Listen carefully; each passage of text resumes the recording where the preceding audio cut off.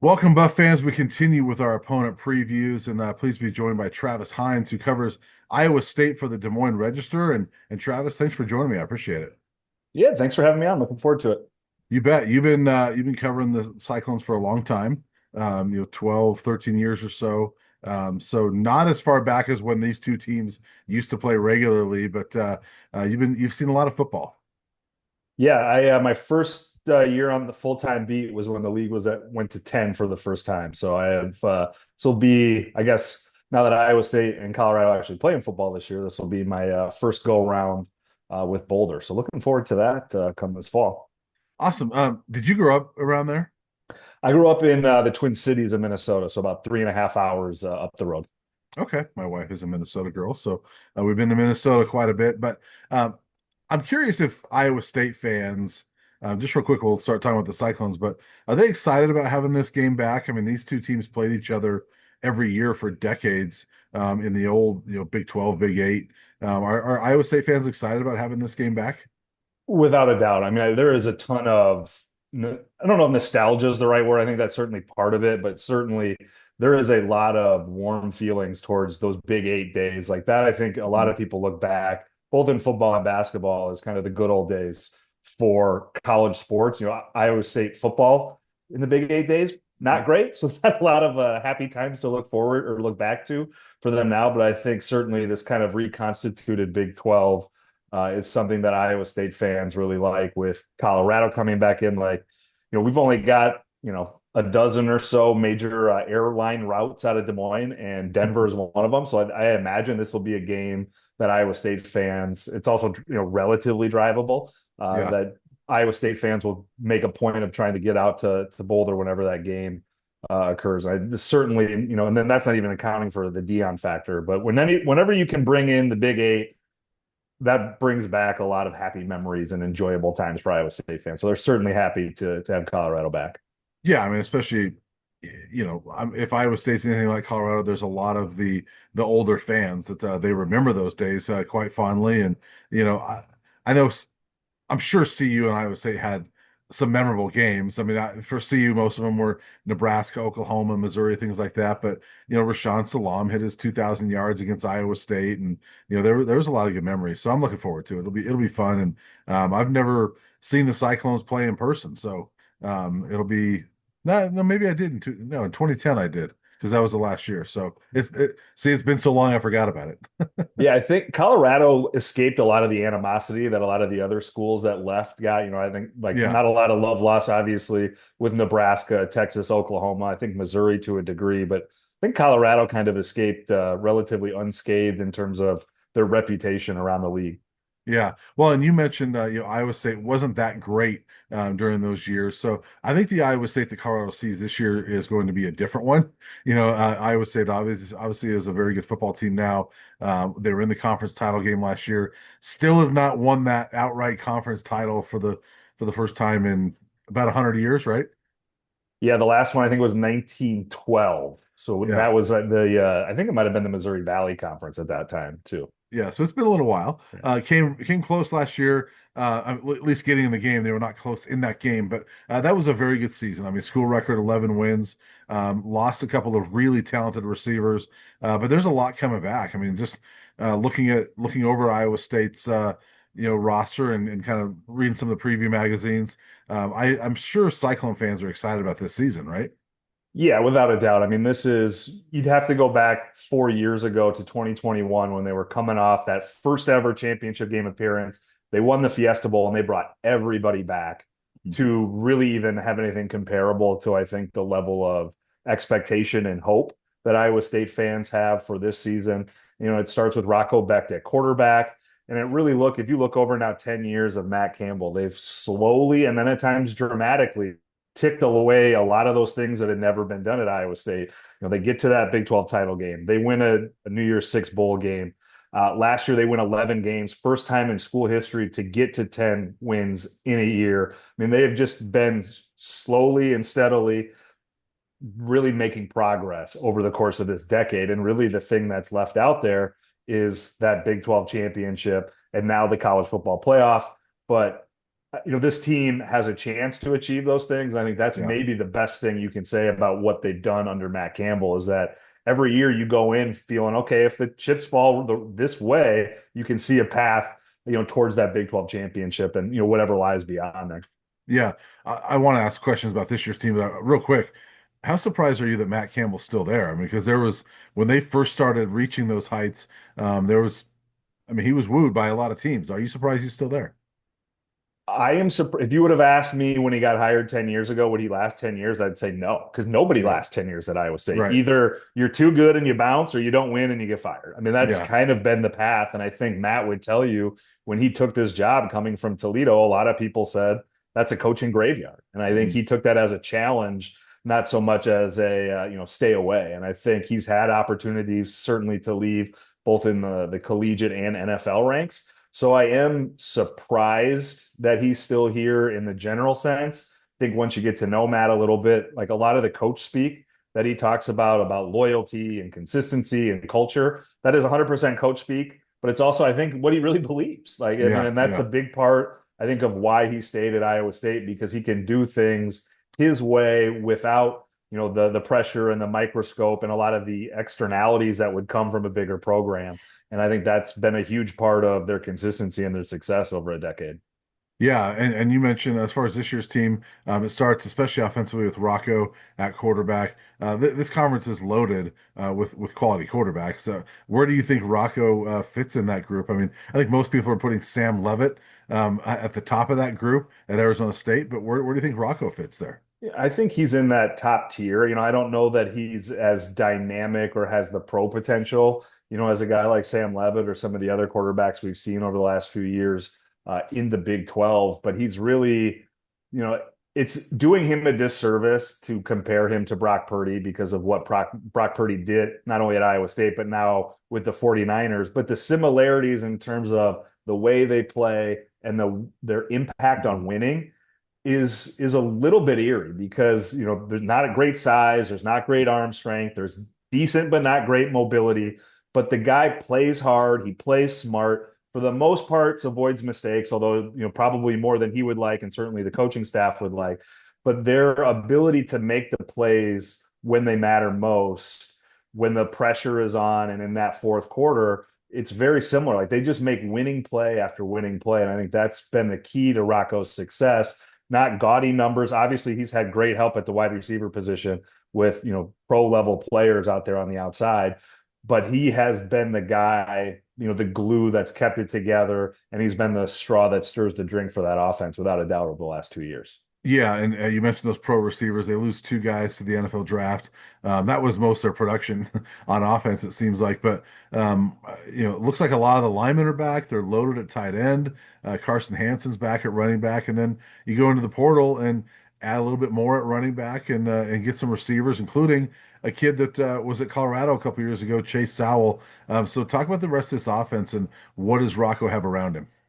Yeah, I think what they've done at wide receiver with Sowell, Xavier Townsend, is that they've recruited or retained an archetype. Like those guys, Jaden Higgins and Jalen Noel, you have the speedy slot guy, you've got the bigger possession receiver, and that has been an archetype that Iowa State has had a ton of success with over the last 10 years. You can go back to an Xavier Hutchinson, Hakeem Butler, Alan Lazard. Like this staff has figured out the type of wide receiver they want and has done a great job evaluating and developing to that to where, certainly you can't just say you're going to plug and play when you had a second and third round draft pick at those two positions. But I think if you're an Yeah. Iowa State fan, you feel pretty bullish about the production you're going to get there because you've seen it now over a number of guys over the course of a decade. But I think the biggest interesting part to me is that running game because before the last couple of years, Iowa State had kind of been not a running back factory, but they had David Montgomery and Brees Hall, two guys now that we see having a lot of success on Mhm. Sundays. And now that's kind of a bigger question mark. I think Carson Hansen is a good back. Abu Sama is a good back. Are they great backs? We haven't seen it. We've seen flashes from both of them, but not Yeah. consistency of these are the next great Campbell running back. And the question is, do one of those guys emerge as that this year, or do they continue to rely on the passing game? Which again, I think, as you mentioned, the tight end room is pretty solid there too. That should take a little bit of pressure, off the wide receivers, off the running game. Ben Bramer was a guy, that could have probably gone to almost anywhere in the country at the tight end position. Um, has had success at Iowa State, but has also battled injuries. And he's a guy where it's almost like a new addition for them this year if he's able to stay Yeah. healthy, like a four-star transfer portal ad because he was so banged up last year and was just in and out of the lineup because of injury. So I do think there are question marks on offense, but I think it's more you look at it as they already think they have the solutions. Now they got to go out and just perform. Yeah, and look, if you're going to have question marks, at least you got your quarterback and most of your linemen back, right? That's a lot of the key. Yes, and like the line has been the one position group, the offensive line has been the one position group over 10 years of Matt Campbell that has lagged in its development. Like that, the high water mark has been average for them over Yeah. the course of 10 years.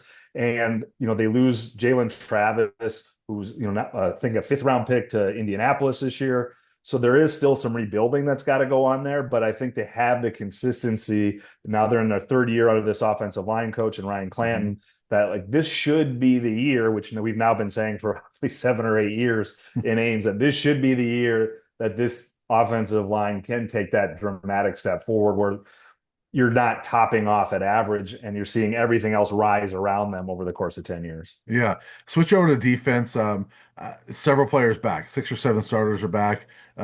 We saw they gave up a lot the last 2 games of the season. Obviously, ASU and Miami put up a lot of points on them. But how is that defense this year? I mean, like, what are the prospects for that defense as you come into this year? There's a lot of questions there, but you start with the answer, and that's John Haycock, the defensive Mhm. coordinator, who I think is among the best in the country with what he's done over 10 or 9 seasons at Iowa State, where they have consistently ranked as the stoutest defenses in the country. Again, you got to give a big benefit of the doubt there that they're going to make the pieces work. But there are some serious personnel questions.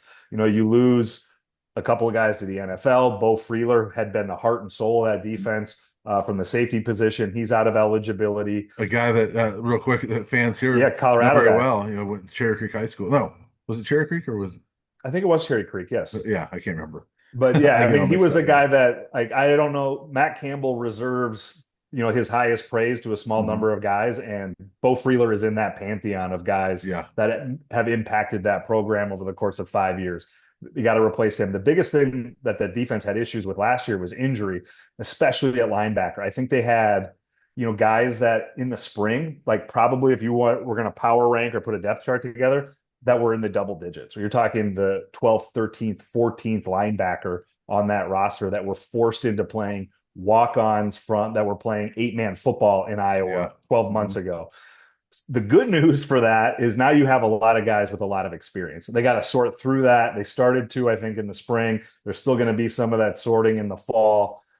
They've got to figure out who are the 3, 4, 5, 6 guys that they can really count on there. And I think that will be a challenge. But if they can be healthy, I do think there's a lot of upside at that position group because of the experience. And the guys that got hurt last year, they were really optimistic about being able to have breakthrough seasons. So I do think like they do believe that there's a lot of talent at that position. Yeah. You move up to the defensive line. Dom Orange was great last year. Zamir Hawk is a guy that they feel really good about on the interior, but they have not found a way to replace Will McDonald, who's now with the Jets on the edge, as a guy that's going to be able to generate consistent pass rush. And there's not an obvious heir even on this roster now, 2 years later. And I think that'll be a big question mark is can you get pressure without blitzing? And if you can't, can you get pressure without getting hurt too much on the back end if you do have to bring that extra defender to try to pressure the quarterback? Yeah, I want to ask you about one of those guys coming back, Caleb Bacon. I think it was in the season opener last year. He got hurt. Inside linebacker, right? I mean, how big of Yes. a deal is it for him being back this year? It's huge for Iowa State. I mean, he's a guy who's a former walk-on that emerged as a starter 2 years ago. And Campbell was talking about him like this is a first team all Big 12 linebacker. And he doesn't get out of the first quarter of the first game last year Yeah. before suffering a knee injury. Yeah, he was able to play a little bit in the spring, not fully, but they are expecting him to be at full strength, come August 23rd in the opener against Kansas State. That's a huge deal if he's able to be healthy and if he's able to be the same person, plus a year of experience there, a Mhm. year in the weight room. And that is a guy that they think can be an anchor for the defense. But again, he hasn't played in a year. And that is the biggest question mark on that defense, I think, is just There's a lot of personnel who you feel good about or optimistic about, but how do all the pieces fit? And are you getting these injured guys? Are they who we thought they were a year ago? Yeah. So overall, this team, the Big 12 didn't do a preseason poll, but if there was one, I feel like Iowa State would be one of those top four teams. Wouldn't you agree? Yeah, I think they'd be right there, if not Mhm. four. Like, I mean, and you know this as well as anybody is that 3 through 6, 8. I mean, what's separating those teams? It's Right. very little. So Yeah. it's going to come down to those coin flip games at the end. But I Mhm. do think Iowa State is a legitimate contender at the top of this league. The schedule, I think the league number one is better this year than it was last year. And I think Iowa Yeah. State's schedule is going to be more challenging because what really helped them last year, they get off to a 7-0 start, matching the best in program history. The schedule was advantageous. Like that played a part into getting to 7-0. They Mhm. get in November and they go 2-2 in large part because that schedule got a little bit more difficult. So I do think that will be working against them this year, but I do think that experience from last year is beneficial to where they're going to have to win close games. And that is Yeah. always the case under Matt Campbell and in Iowa State, is that they're not going to be able usually to separate themselves by 2, 3 touchdowns in a lot of these Big 12 games. And like, are they going to have the quarterback play, the running back, and the defensive consistency to win those type of games? If they can, you're probably going into the last few weeks in November feeling like you got a pretty good shot at Dallas. If those things get a little wobbly, you're probably looking more something closer to a 500 season. Yeah, and they're not going to ease into it. I mean, there's no like FCS team, right out of the gate. It's let's go to Dublin, Ireland, and play a league game against Kansas State, another one of those top contenders in week 0. So, I mean, that game right there. I mean, you're either in the driver's seat or maybe a little bit behind right out of the gate. Yeah, there's I don't know if there's anything more like perfectly tailored to overreaction than playing a week 0 game Right?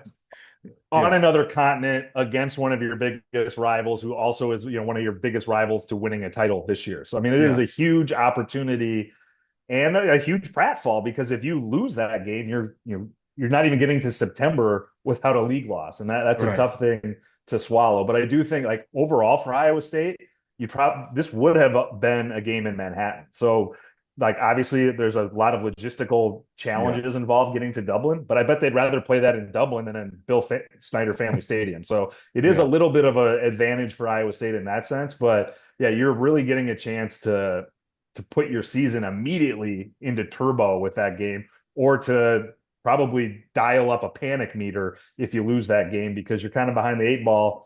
Obviously very early with plenty of time to make it up, but you're not feeling yeah. great going into Labor Day weekend, if you've lost to Kansas State. Yeah, and I like how you said the overreactions. I mean, last week I think it was on ESPN. Coach Prime had mentioned he goes, "I think that whoever wins this league is going to have 2 league losses," which he might be right. If Iowa State loses that game or whoever loses that game, they're not out of it. There's going to be some of that talk, but they're not going to be out of it. It's just that's a tough one to start things off, but they won't be out of it. Yeah, and I mean, like, we saw it last year in a 16-team league with unbalanced schedules. Like, I was Mhm. watching that BYU Houston game till 2 o'clock in the morning to figure out the tiebreakers. Like, So are this we. is yeah, this is the chaos league. Yeah, Like, so you're nowhere near out of it, but it's going to feel devastating, because I think a lot of it is opportunity cost. Because if you win that game, like, yeah, you're flying high heading yeah. into that home opener in the next weekend. Yeah, yeah. I think I believe had Houston won that game, Colorado would have been in the Big 12 title game. So we Yes. were all up that late too. Yeah, that was one of the stranger evenings, certainly, waiting to see that result. Yeah, well, I'm looking forward to seeing Iowa State in Boulder this year. And Travis, thank you very much. I appreciate it. Look forward to seeing you in Boulder this year. And thank you very much. We'll talk to you soon. Yeah, appreciate you having me.